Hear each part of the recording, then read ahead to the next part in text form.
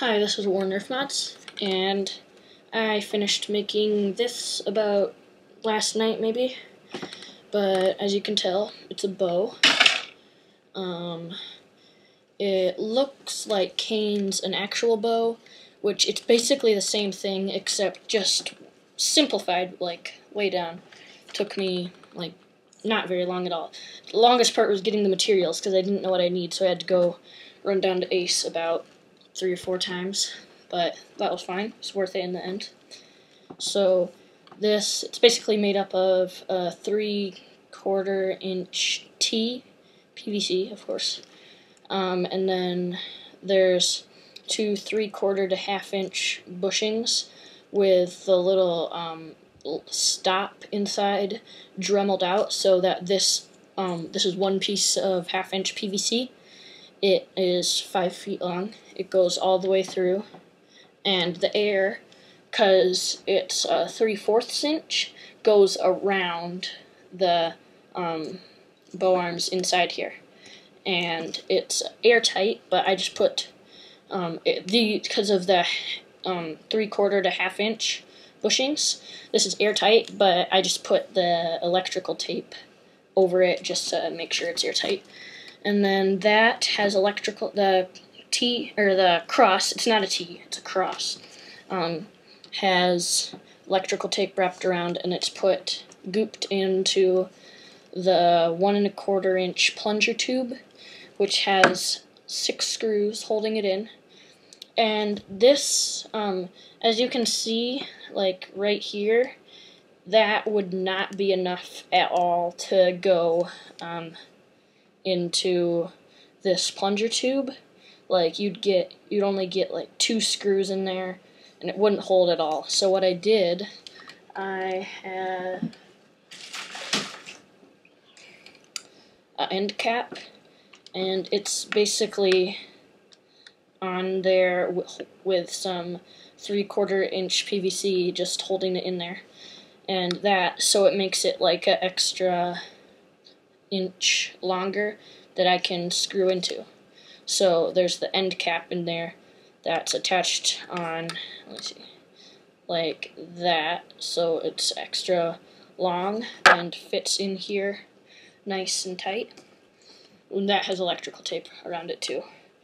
So, and then this is the sheath piece, like also the hand guard, that when you pull the string back, you can rest your hand back on this 3/4 inch T. This is 3/4 inch PVC that I cut 2 slots in it to, let's see, yep, the string just goes through there. And yep, and then the plunger rod is 1/2 inch CPVC, sorry. And then there's an end cap on that with a hole drilled through it, and then the plunger head just attaches to that end cap with a screw. And that gets a really good seal. And yeah, I'll show a quick firing demo. It can shoot pretty rapid fire, so I think I have 4 darts in here. Oops. 1 second. Some of these darts, as I said in my other video, do not work good with hoppers. As you can see, the washer, it's just off-centered. Get rid of that. Hopefully this next one will work.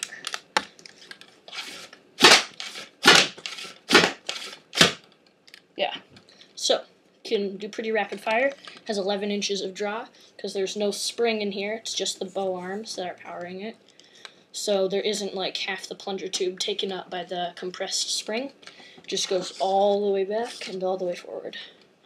So yep, that's it. This last segment is for Be Cool 39, I think is his name. It's some number. If that's wrong, sorry about that.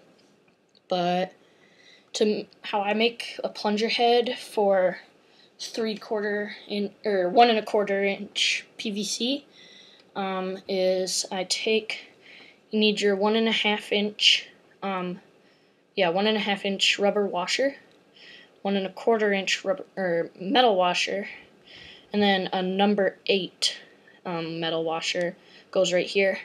I just have this random one laying around. And so it would look like that.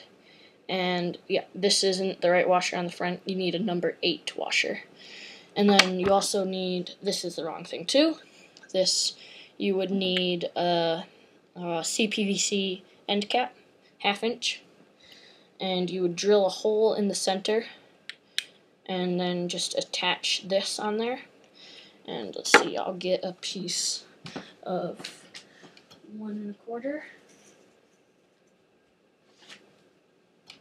So here's your 1 1/4, and this, you'll notice that this washer is too big, or it's like too wide. Well, that's fine.